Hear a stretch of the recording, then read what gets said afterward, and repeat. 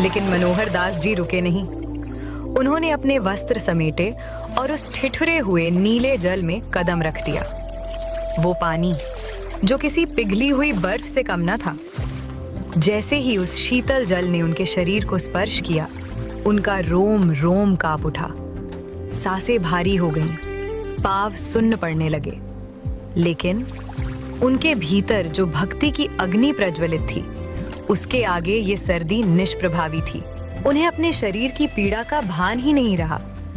उन्हें तो बस वे पुष्प दिखाई दे रहे थे, मानो वे फूल नहीं, स्वयं जगन्नाथ जी की आंखें हों जो उन्हें पुकार रही हों। बड़े प्रेम से, बड़ी नजाकत से उन्होंने उन फूलों को तोड़ा, जैसे कोई माँ अपने शिशु को गोद में उठाती है। मनोहर दास जी ने बिना कुछ सोचे वे फूल तोड़ लिए। न कोई टोकरी थी, न कोई थाली।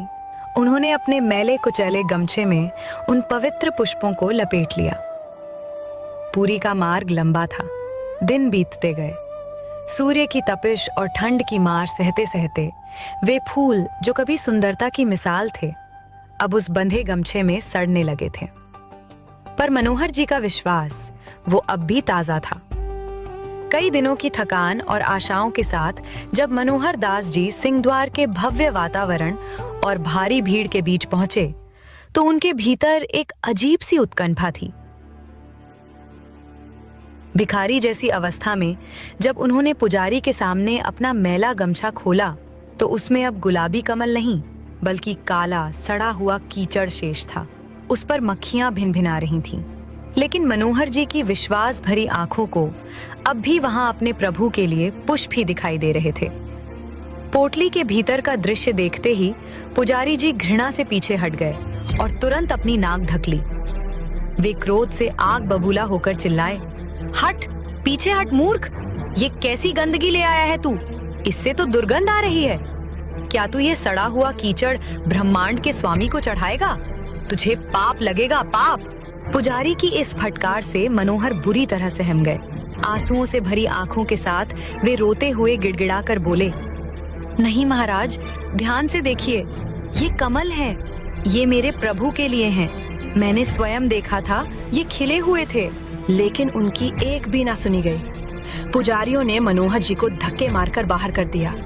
वे असंतुलित होकर जमीन पर गिर पड़े और उनकी पवित्र पोटली धूल में जा गिरी। कांपते हाथों से उन्होंने उसे उठाया और लंगड़ाते कदमों से मंदिर के पिछले हिस्से की ओर चल पड़े। बरछाता मठ के पास दीवार का सहारा लेकर वे बैठ गए और चुपचाप आंसू बहाने लगे। और सच तो ये था कि पुजारी भी पूरी तरह गलत नहीं थे। सांसारिक आंखों को वहां सचमुच केवल सड़ा हुआ कचरा ही दिखाई दे रहा था, पर मनोहर भीतर तक टूट चुके थे। सबने कहा मैं तेरा नहीं, पर मेरा हर धड़कन कहे तू ही तू सही। जगन्नाथ, अगर मैं तेरा अपना नहीं, तो फिर ये आंसू तेरे लिए क्यों बहे? आकाश की ओर देखते हुए फूट फूट कर रोते हुए मनोहर दास बोले, हे जगन्नाथ, शायद मैं ही योग्य नहीं था। मुझे लगा ये तेरे लिए हैं, पर यदि तुझे ही नहीं चाहिए तो मैं कहाँ जाऊं? जब कोई भक्त रोता है तो ब्रह्मांड का स्वामी भी सो नहीं पाते। उसी रात के सन्नाटे में एक सुनहरी और अलौकिक रोशनी के बीच गजपति महाराज को स्वप्न में स्वयं भगवान जगन्नाथ जी के दर्शन हुए। प्रभु की आंखें बेहद अशांत और बेचैन लग रही थीं।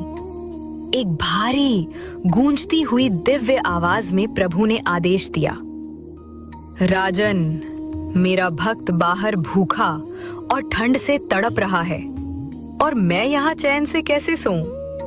वो मेरे लिए सर्दी के दुर्लभ कमल लाया था और तुम्हारे पुजारियों ने उसे अपमानित करके निकाल दिया। जाओ, सबसे पहले मेरे उस भक्त को पद्म केसरी चाउल खीर खिलाओ और उसके लाए उन्हीं कमल के फूलों से मेरा श्रृंगार करो। मुझे अभी वे फूल चाहिए।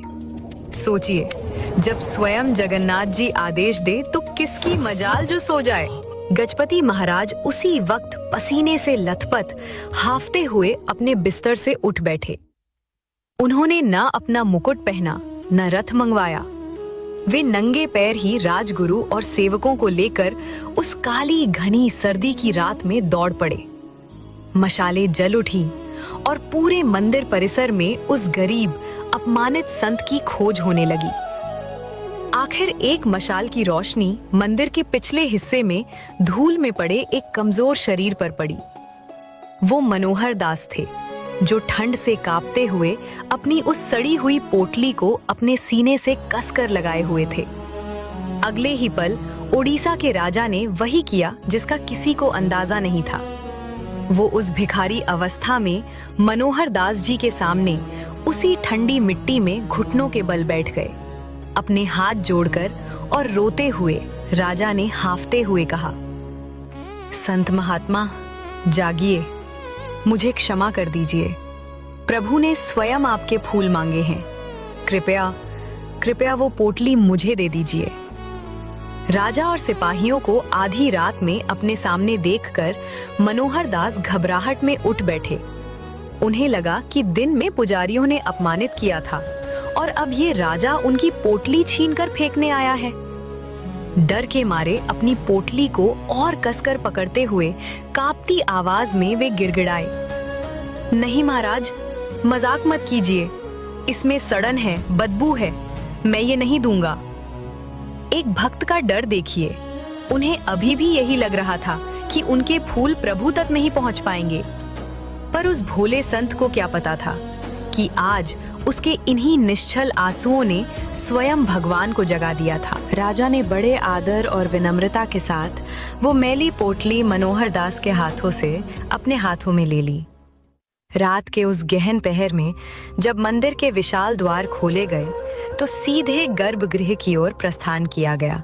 रात के उस गहन पहर में जब मंदिर के विशाल द्वार खोले गए तो सीधे गर्भगृह की ओर प्रस्थान किया गया, जहां केवल दीपों की मृदुल ज्योति ही विग्रहों को आलोकित कर रही थी।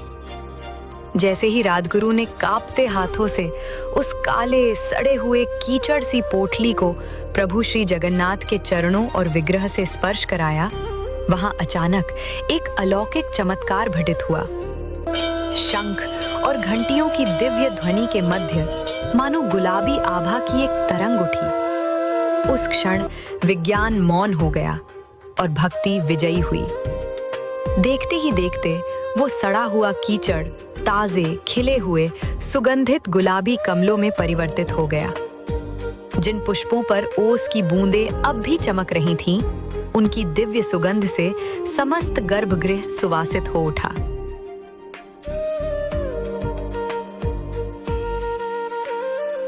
पर कथा यही समाप्त नहीं हुई।